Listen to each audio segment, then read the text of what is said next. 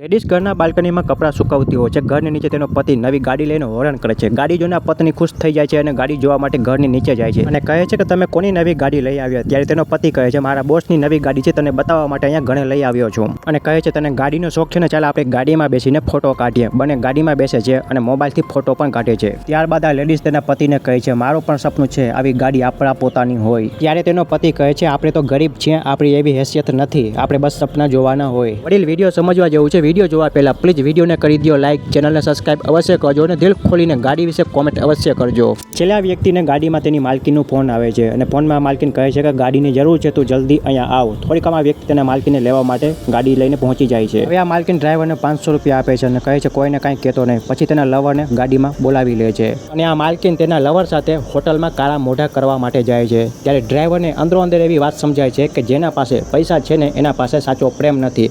હવે આ ડ્રાઈવરનો બોસ તેની ઘરવાળી માટે નવી ગાડી લીધી હતી ફરવા માટે. એ જ ગાડીનો ઉપયોગ તેની વાઈફ ખોટા કામમાં કરતી હતી. ત્યારે આ વ્યક્તિને સમજાય છે કે આપણે ગરીબ છીએ ને એ જ બરોબર છે, જેના પાસે પૈસા છે ને એના પાસે કોઈ સાચો પ્રેમ નથી. હવે મિત્રો તમને આ વિડીયોમાં શું સમજાયું, વિડીયોમાં કોમેન્ટ અવશ્ય કરજો.